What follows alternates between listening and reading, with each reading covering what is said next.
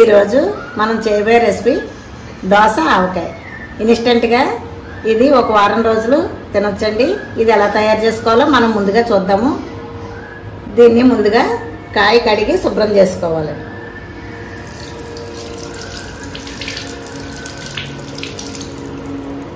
దీన్ని శుభ్రంగా తుడిచిపెట్టుకొని ముక్కలు కోసుకోవాలి. దోసకాయలు కోసుకున్న తర్వాత ఈ లోపల ఉన్నవన్నీ ఇలా క్లీన్ చేసుకోవాలండి. క్లీన్ చేసుకుని ఇలా క్లీన్గా ఉండాలి. పైన వెనకాల తొక్క చెక్కకూడదు. ఇలాగ అయిన తర్వాత దీన్ని శుభ్రంగా మనం ముక్కలు కోసుకోవాలి.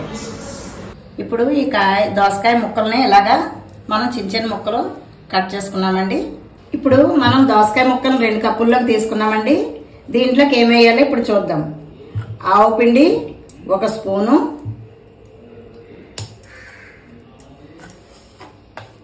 సాల్ట్ 1/2 స్పూన్ వేసుకుంటే సరిపోద్దండి. ఒకవేళ కారం ఉప్పు తక్కువ తినేవాళ్ళు ఉంటే సరిపోతుంది, ఎక్కువ తినేవాళ్ళు ఉంటే వేసుకోవచ్చు.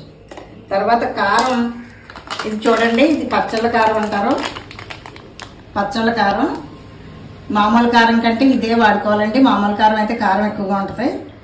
ఈ కారం వాడుకుంటే పచ్చళ్ళకి చాలా బాగుంటుంది. ఇందులోంచి 1 స్పూన్ నిండా కారం వేసుకొని ఈ 3 బాగా కలుపుకోవాలి.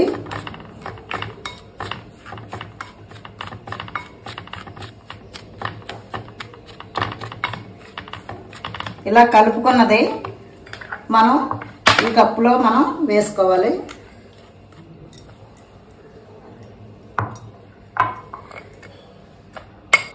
ఈ 2 కప్పులు దోసకాయ ముక్కలకి 1 కప్పు ఆవపిండి, కారం, సాల్ట్ కలిపిన మిశ్రమం 1 కప్పు.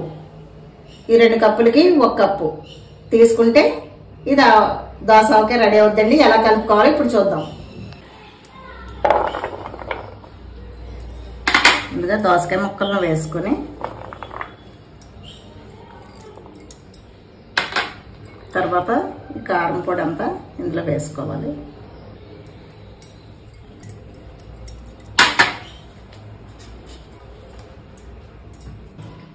ఈ 3 ఇలా వేసుకున్న తర్వాత ఇది బాగా ఈ మిశ్రమాన్ని కలుపుకోవాలండి. ముక్కలకు బాగా పట్టించాలి.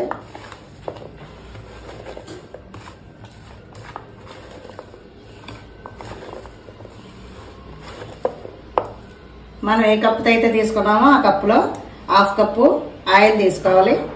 ఇది పప్పు నూనె తీసుకుంటే బాగుంటుందండి.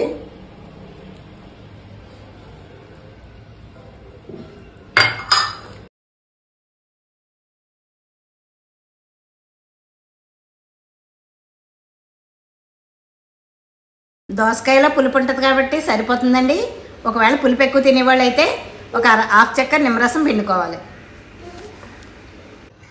దోస ఆవకాయ రెడీ అయిపోయిందండి. ఇది ఒక వారం రోజుల పాటు నిల్వ ఉంటుంది. ఒక గాజు సీసాలో పెట్టుకుని తినొచ్చు. ఇన్స్టెంట్గా ఆవకాయ చాలా రుచిగా చాలా బాగుంటుంది. మీరు కూడా రెడీ చేసుకుని తినండి.